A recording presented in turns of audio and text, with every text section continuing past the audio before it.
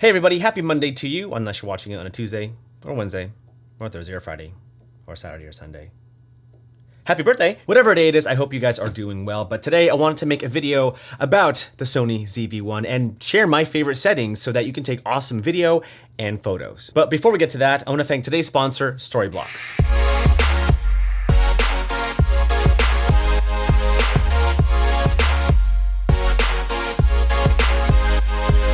If you haven't heard of Storyblocks by now, you should, because they're amazing. And if you don't know, Storyblocks is a subscription-based stock footage library with 4K and HD video, photos, video overlays, and even After Effects templates. With the current climate we're in, it's kind of difficult to go out and travel and film certain projects, or even work with clients and try to obtain B-roll that's related to our clients' projects. This is where Storyblocks can really help you out. If you need an aerial shot of downtown Dallas, boom, Storyblocks has it. If you're looking for a time-lapse of a city at night, boom, Storyblocks has it. The point is, Storyblocks has a vast collection of 4K and HD videos ranging from mountains to city shots. Whatever you're looking for, Storyblocks has it. But the best part is that whatever you download, you can use them for personal and commercial use. They're such an awesome resource to have. They've helped me out with my projects, and I'm sure they can help you out with yours. And if you are interested in signing up with Storyblocks, make sure to click the link in the description below. Thanks Storyblocks for sponsoring this video, and now on to my favorite settings of the Sony ZV-1.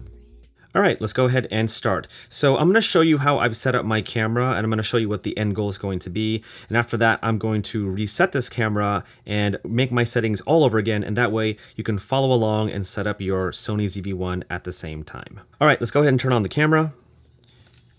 So how I've set up my camera is for 3 different uses: shooting 4K video at 24 frames per second, shooting HD video at 120 frames per second, and lastly, setting up my camera to shoot photography. I switch between those functions by using the mode button. Let me show you how.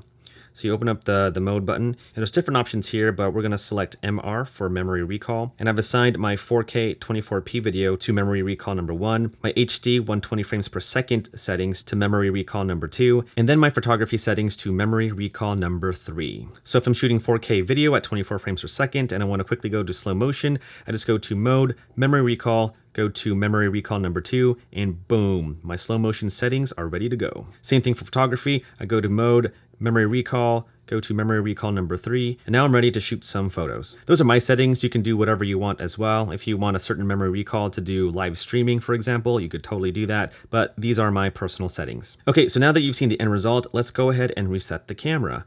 Let's see, let's go to menu. I'm always afraid to do this because, like, what if I forget a setting? Okay, setting reset. All right, here we go. Oh, I did it. Oh, I did it. Okay, so now the camera is reset to factory settings. Okay, so just follow along as I set up my camera. Okay, someone choose English because I speak English. Set the area, date, and time. Let's do this because I am in Texas. I don't know about this. I don't know if it's on or off, but I'll just pick the date. Now, obviously, you can pick whatever date you want. I'm just setting up the camera to this date that I'm filming. What is it? Oh, yeah, it's the 20th. So, no, it's 21st. Just losing track of time. All right, and it is 2:50 p.m. Cool. Okay, so once you're done with that, enter, and you're ready to go. Nice. All right, let's get to it. We'll just go right from the beginning. We'll go from the first tab and then finish off with the last tab. So let's go to your menu, which is this button over here. And now we are on tab 1, and these are our photography settings. So for file format, I like shooting in RAW. That's particularly helpful, especially with a camera like this with such a small sensor. You want to be able to have as much data as you can to edit better in Lightroom, and so that's why I like shooting in RAW. Okay. I think that's pretty much it for these settings. And some settings I'll skip over because they don't apply to me, so keep that in mind. So if you have questions about a particular setting, then by all means, let me know in the comments below.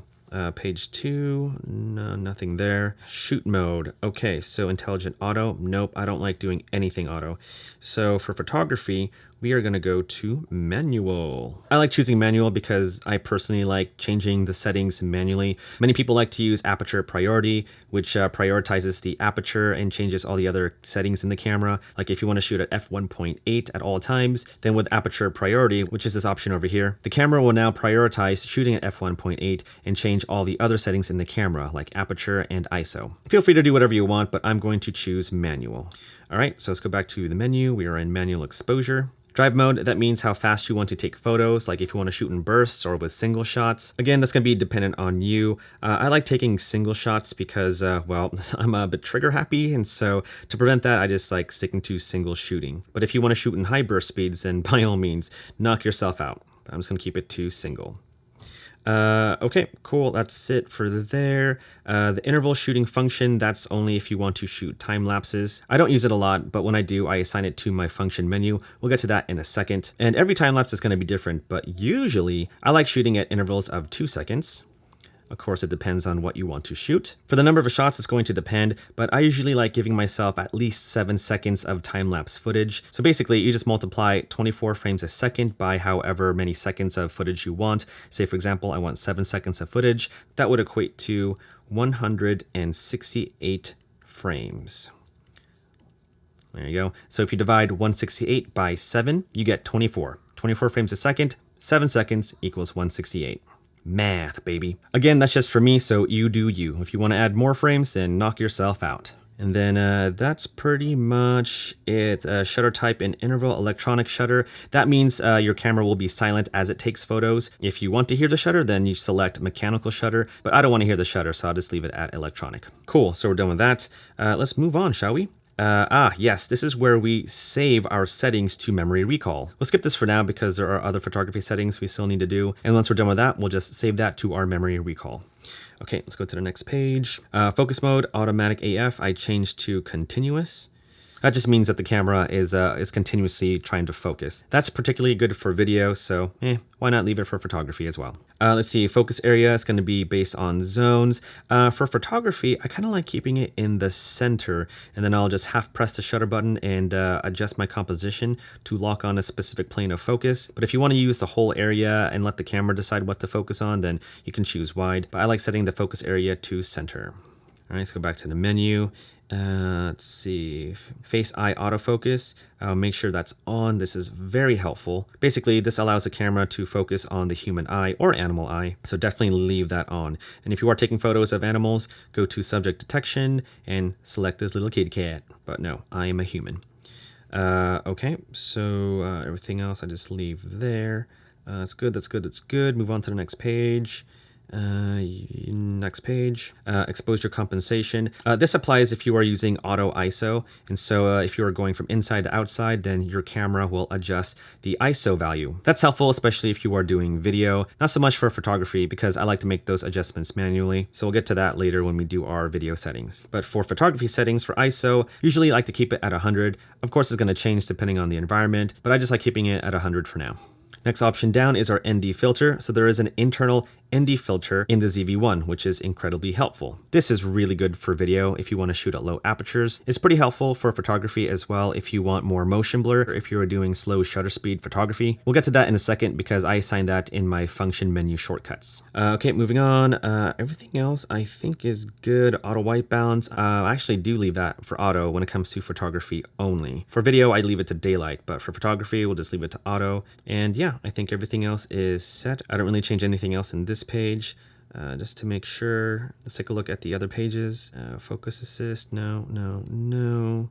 And I think we are good. Yeah, I don't really turn on anything else. And as far as shutter speed, f-stop, and ISO goes, that's all gonna vary. The one thing that I do try to keep consistent is shooting at f1.8 to get that blurry background. So feel free to make whatever adjustments you want here before we save our photography settings. Okay, so let's go back a couple pages. Let's go back to the memory recall. There it is. That is page 4. And we're going to save our photography settings to memory recall number 3. So hit this, and go to number 3, and boom, registered. Great, so every time I go to memory recall number 3, it'll take me to these exact photography settings. Boom. All right, let's move on with our video settings. So let's click on mode, and we wanna make sure we click on the movie icon, which is this icon right here. And then here you're gonna have to select which exposure mode you want. We're going to select manual because we want to set up our video settings manually. Very cool. Let's hit the menu. All right, so let's go down to file format. We're gonna select XAVC S4K. Cool. And yeah, we'll be shooting at 24 frames per second at 100 megabits per second. There is an option for 24 frames at 60 megabits per second. That just makes for a smaller video size. But for me, I want as much data as possible in my video files. And that way I have much more room to play with in post when it comes to color grading. So we'll leave that at 24 frames per second at 100, but feel free to do you. All right, that's good there. Let's go on to the next page. Let's see, proxy recording. No, I don't do. Autofocus drive speed. We're going to set that to normal since we're shooting at 24 frames per second. We want our autofocus to look normal. If it's set to fast, it just looks too fast, looks too much like a video, which is why I just like leaving it to normal. Autofocus tracking sensitivity we'll leave as responsive. That is the best option for sure. Next page. Audio recording on, of course. And for the audio record level, that's going to depend. You totally can use the auto settings if you want to, if you just want to use the internal mic of the camera. But if you do plan on using an external microphone, then I would suggest changing the audio record level to something low, like 5. And that way you don't hear any hiss from the preamps of the camera, and your audio won't peak as you're recording, and so I like setting it to 5. That really works well for mics like the Rode VideoMic Pro Plus or the D4 Duo. So whatever mic you use is going to be different, and your audio record levels might be different, and so I would say start with 5 and then adjust from there. For steady shot, we're going to change that to standard because if you leave it to active, then the camera will do a slight crop on your image. That's just so that the camera stabilizes your shot even more. So I only use that if I really need to, but most times I just like leaving it at standard. All right, next page. Let's see, I don't mess with any settings here. Next page, I don't really mess with that. That doesn't really apply for video. Next page, the zoom. Optical zoom only. That just means that you are only using the zoom capabilities of the lens physically. You can zoom in even more if you choose clear image zoom, which is when the camera zooms in on the sensor to zoom in a little bit more in your shot. It's pretty handy to use, and so we'll just select that. Zoom speed, we'll just keep to normal. Next page, let's see, zebra settings. Sometimes I use, basically you'll see like white stripes across the frame, and that'll tell you which spots are overexposed. And if I do use it, I like setting it to 95. There we go. I don't use it that often, but since I shoot in HLG2, which I'll get to later in the video, I like setting my zebra levels to 95. And again, you can turn the zebra settings on or off. Okay, let's see, exposure guide. Nope, let's go on to next page. Yes. Okay, so we're gonna pause here for now because we gotta make further adjustments for our 4K 24 frames per second video. So let's get out of the menu. And since we are shooting at 24 frames per second, we want to change our shutter speed to double that frame rate. So down over here is the that fraction. That's 1/250th of a second. We want to change that to 1/50th of a second. 24 frames a second times 2 is, well, it's 48, but that's not an option with this camera, and so 50 is the next best thing. Okay, so to change that shutter speed, there's a back wheel over here, and we're just going to move it counterclockwise.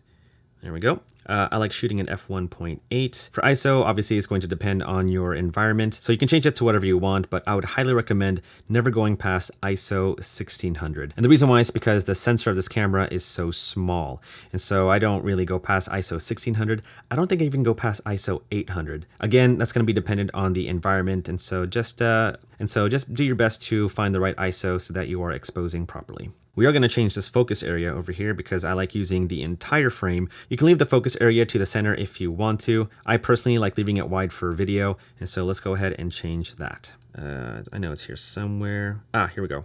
It's tab 1 and page 5. So focus area will be set to wide for video. All right, let's go back to the menu. Okay, so white balance for video, I always set to daylight. And the reason why is because you don't want to see a shift of color when you edit in post. You want to make sure that the camera is set to the same color temperature at all times. Trust me, I'll just save a bunch of headaches. And so leave your white balance to daylight. Okay, so now comes the picture profile. Now I made a video showing you how you can set your camera, your ZV-1, so that you don't have to use picture profiles. But I've actually found that shooting in HLG2 with this particular camera is the best option to get the best dynamic range and color. You don't have to do it if you don't want to. In fact, if you just want to use a creative style, then I would just recommend portrait. That's the most natural looking in my opinion. But let's go ahead and change our picture profile to HLG2. So we're going to go to PP10, and we're going to select HLG2 for the gamma. And the reason why I like using HLG2 is because you don't see much noise in the shadows, where in HLG3 you kind of do. And then let's see, color mode is Rec 709, we'll leave it there. Saturation we'll leave to -8, and that's pretty much it. Cool, so I think everything is set, and now let's go ahead and save these settings to our memory recall. So that'll be the first tab, and I believe, yep, page 4. Click on that, and we'll save that to memory recall number 1. Boom, registered. And then our last one will be our slow motion settings, which will be shooting at HD at 120 frames per second. So let's go back to tab 2, and we're going to go down to file format, change that to XAVC SHD, and that'll open up the faster frame rates, and we're going to select 120 frames per second at 100 megabits per second. Cool. And then once we're done with that, we're going to change a couple of settings outside the menu. So click out of the menu. We want to make sure that we double our frame rate in our shutter speed. And again, that's that value over there. And we're going to change that to 1/250th of a second. So 120 times 2, well, it's 240, but 250 is the next best thing. And then again, obviously with the ISO, that's going to depend on the environment. So we'll just leave that at 200, and then we're just going to adjust accordingly. Oh, you might notice that there's this little icon that just popped up. That is the high temperature icon. So basically that allows the camera to continue recording in the event it does get hotter. And it does get hot. It doesn't overheat, but it allows the camera to keep working even though the temperatures inside the camera are rising. But before we get to that, let's go ahead and save our slow motion settings. Let's go back to menu, go back to tab 1, page 4. I'm going to save that to memory recall number 2. Boom.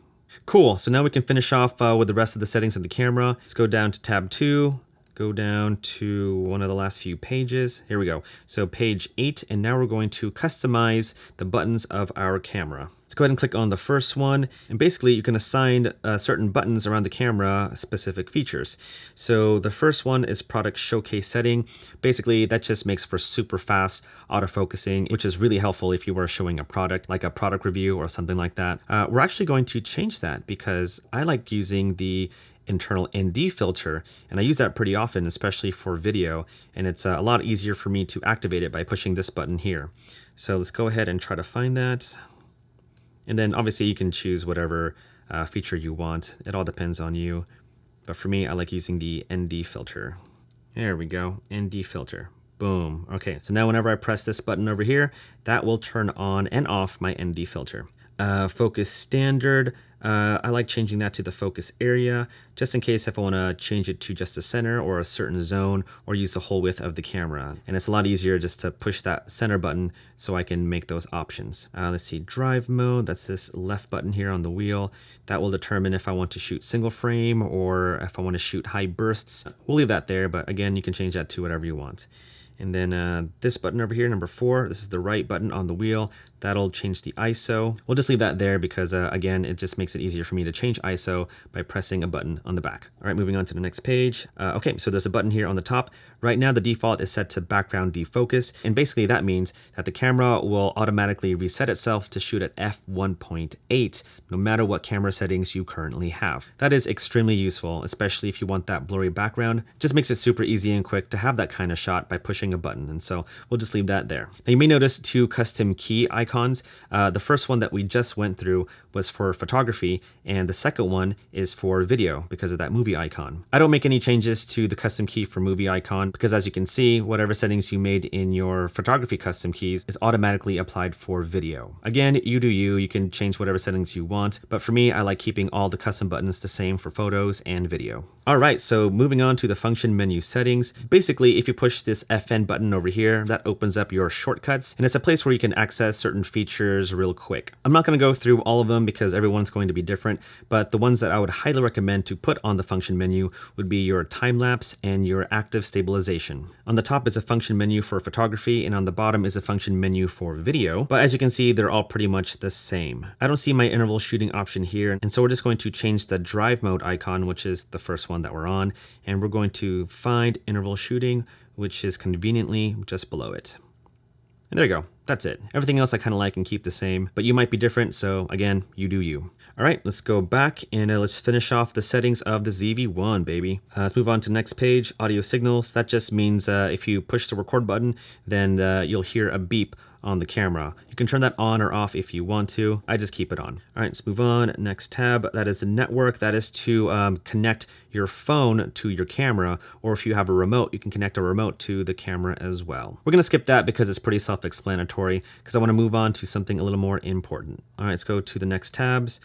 Playback, I don't really mess around with. And the next tab, so this is the toolbox tab. I'll just make a couple of adjustments. Volume settings, we're gonna keep all the way. Speakers on this camera aren't very good at all, and so we'll just set the volume setting to high. Everything else for this page, I don't really change, so let's move on to the next page. And then and the only thing that you'd wanna change in this page is the auto power off temperature. Now you saw earlier the temperature icon on the screen. That's just a warning that the camera is warming up a little bit. Sometimes if it's left to standard, your camera just might shut off completely. I don't like that. I just wanna keep on shooting. And so to change that, just change it from standard to high. There we go. And that way I can just keep on shooting no matter how warm my camera gets. And for the record, I've never had the ZV-1 overheat, and I've shot for like long periods of time, like even sometimes for over an hour. But if you want to leave it to standard, that's totally up to you. But for me, I like setting the auto power off temperature to high. And then I think that's pretty much it, guys. I don't think there's anything else to do. So yeah, those are my favorite settings for the Sony ZV-1. All right, guys, well, that's it for this video. Those are my favorite settings of the Sony ZV-1. So try them out, see if they work for you, and yeah, hopefully that'll help you take some awesome video and photos. So cute. Freaking love this camera. Anyway, gotta go. Have a great day, and I'll see you in the next one. Bye.